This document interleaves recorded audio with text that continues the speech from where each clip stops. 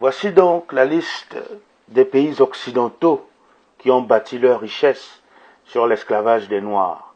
L'esclavage a transformé des nations comme les États-Unis ou encore certains pays européens de petits pays à superpuissance économique du monde. L'Amérique à elle seule a détourné plus de 100 trillions de dollars grâce au travail forcé. Nous allons vous présenter 6 pays qui se sont enrichis malhonnêtement en raison du travail effectué par les Africains esclaves. 1. Les États-Unis d'Amérique. Plusieurs entreprises du Wall Street, telles que New York Life, JP Morgan Chase et la désormais défunte Lehman Brothers, firent fortune en investissant massivement dans le commerce des esclaves noirs, une activité économique à cette époque très rentable durant les 350 ans d'histoire de New York. Il faudra noter que l'esclavage fut si important pour la ville de New York, étant donné que l'une des municipalités urbaines était pro-esclavage au nord. Selon le magazine Harper's, les États-Unis ont détourné un montant estimé à 100 trillions de dollars, un véritable chiffre astronomique, durant la période de 1619 à 1865, avec sans oublier un intérêt composé de 6%. Le deuxième pays est le Royaume-Uni, de la période de 1500 à 1860. Selon des estimations plus que modestes, environ 12 millions d'Africains furent vendus comme des esclaves aux Amériques. Dans ces seuls navires britanniques, 3,25 millions d'Africains furent expédiés. Ce voyage faisait les beaux rêves de certains, étant donné qu'ils étaient souvent très rentables. Par exemple, au XVIIe siècle, la Royal Africa Company pouvait s'offrir une esclave africaine, avec à l'appui des marchandises commerciales d'une valeur de 5 dollars, et ensuite les revendre aux Amériques à 32 dollars, ce qui faisait un bénéfice net moyen de 38% par voyage. Le troisième pays, la France. Ce pays très raciste a favorisé l'esclavage et transporté plus de 1,6 million d'Africains vers les Antilles. L'Afrique aujourd'hui doit retenir que la France a été l'acteur incontournable du commerce des esclaves noirs dans le monde, avec ses multiples ports négriers qui ont contribué grandement au progrès économique de la France au XVIIe siècle.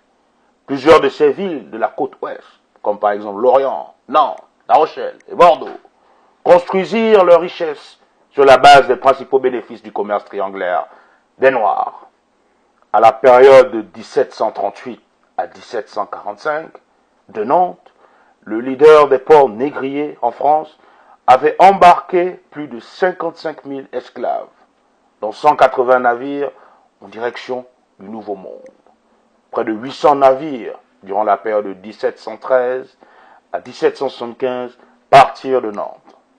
Le revenu et les taxes de la production de sucre esclavagiste collectées avaient été une source très importante dans le budget national de la France à cette période.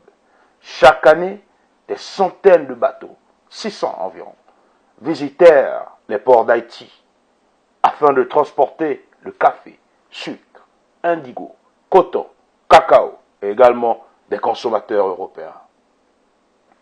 Le quatrième pays, ce sont les Pays-Bas. La Compagnie des Indes occidentales hollandaise fut créée en 1621 et agréée par des marchands hollandais. Elle avait le monopole sur le commerce des esclaves africains vers les Caraïbes, le Brésil, l'Amérique du Nord. La Compagnie des Indes occidentales hollandaise avait des bureaux à Rotterdam, Amsterdam, Middelburg, Ulm et de Groningen. Mais un quart des Africains transportés à travers l'océan Atlantique par la société furent transférés dans les navires négriers depuis Amsterdam. La quasi-totalité de l'argent fut financée par les plantations esclavagistes des Antilles et du Suriname. Cet argent venait de banquiers d'Amsterdam, tout comme de navires utilisés pour transporter les esclaves. Ils furent construits par ces mêmes banquiers. Le cinquième pays, le Portugal.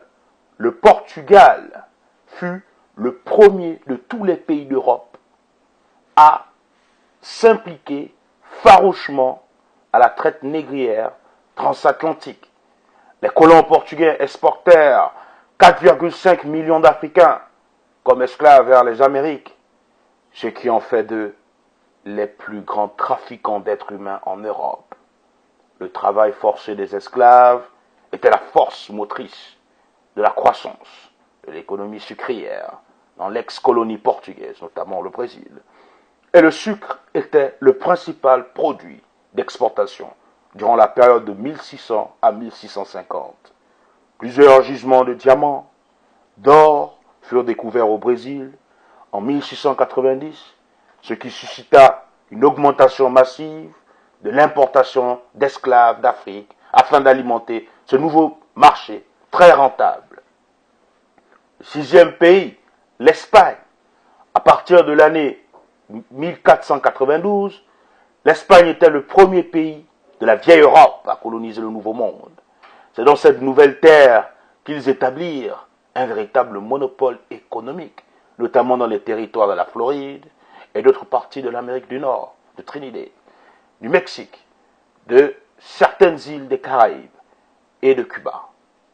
Les populations autochtones qui vivaient dans ces colonies mouraient pour la plupart des maladies ou d'asservissement, voire de massacres à ciel ouvert, de sorte que les colons espagnols furent forcés de compter de plus en plus sur le travail fourni par les esclaves africains pour une meilleure gestion de leurs colonies.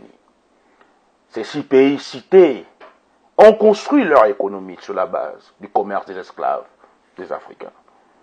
Il semblerait que pour le moment, les Africains ne peuvent pas réclamer des dédommagements portant sur les dégâts de l'esclavage dans le continent africain ou encore sur l'Africain.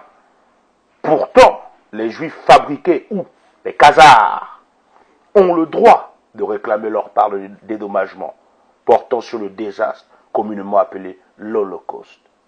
Est-ce le 2 poids 2 mesures?